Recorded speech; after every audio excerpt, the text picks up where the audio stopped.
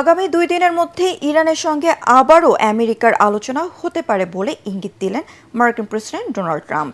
New York পোস্টের সাথে সাক্ষাৎকারে তিনি বলেছেন, তেহরানের প্রতিনিধিদের পাকিস্তানের রাজধানী ইসলামাবাদেই থাকা উচিত, কারণ সেখানে যেতে আগ্রহী যুক্তরাষ্ট্রের প্রতিনিধিরাও। এছাড়া আসছে 2 দিনের মাঝে কিছু একটা ঘটতে পারে বলেও আশাবাদ জানান ট্রাম্প। এদিকে দ্বিতীয় দফা বৈঠকেও ভাইস প্রেসিডেন্ট জেডি ভান্স আমেরিকার পক্ষে নেতৃত্ব দিতে পারেন বলে জানিয়েছেন সিএনএন। ওদিকে যুদ্ধবিরতির লক্ষ্যে ওয়াশিংটন ডিসিতে 4 দশকেরও বেশি সময় পরে লেবানন ইসরায়েল সরাসরি আলোচনা হয়েছে। সেখানে উভয় পক্ষ আরও বৈঠক করার বিষয়ে একমত হয়েছে।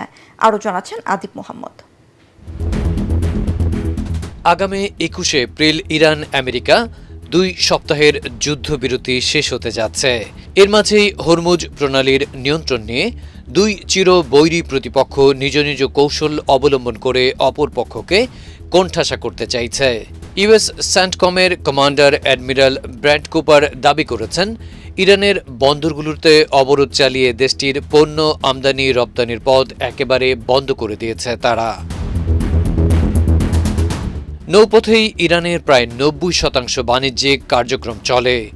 স্যান্টকমের দাবি সত্য হলে যুদ্ধ বিধ্বস্ত দেশটি আরও কোণঠাসা হয়ে পড়বে। তবে এই বিষয়ে পরস্পর বিরোধী বেশ কিছু বক্তব্য পাওয়া যাচ্ছে, যাতে এখনও পরিষ্কার নয় হরমুজ প্রণালীতে আইআরজিসির নিয়ন্ত্রণ খর্ব হয়েছে কিনা।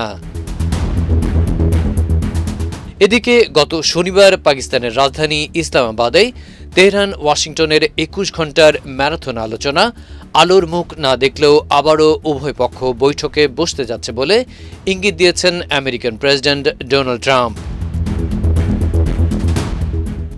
নিউ ইয়র্ক পোস্টের সাথে একান্ত সাক্ষাৎকারে তিনি বলেছেন, তেহরানের প্রতিনিধিদের পাকিস্তানের রাজধানী ইসলামাবাদেই থাকা উচিত, কারণ সেখানে যেতে আগ্রহী যুক্তরাষ্ট্রের প্রতিনিধিরাও। এছাড়া আসছে 2 দিনের মাঝে ইতিবাচক কিছু একটা ঘটতে পারে বলেও আশাবাদ জানিয়েছেন ট্রাম্প। এদিকে দ্বিতীয় দফা বৈঠকেও ভাইস প্রেসিডেন্ট জেডি ভ্যান্স আমেরিকার পক্ষে নেতৃত্ব দিতে পারেন বলে জানিয়েছে সিএনএন। ওদিকে পাকিস্তানের প্রধানমন্ত্রী শেহবাজ শরীফ মধ্যপ্রাচ্যে শান্তি প্রতিষ্ঠায় সৌদি আরব এবং তুর্কি সফরের উদ্যোগ নিয়েছেন বলে জানিয়েছে আল জাজিরা।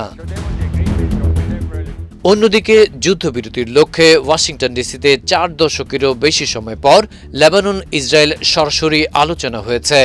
1993 সালের পর আমেরিকার মধ্যস্থতায় মুখোমুখি হয়ে উভয় পক্ষ আরও বৈঠক করার বিষয়ে একমত হয়েছে, যদিও তেল আভিভ জানিয়েছে তারা দক্ষিণ লেবাননে আগ্রাসন চালিয়ে যাবে। আদিব মোহাম্মদ, ATN বাংলা।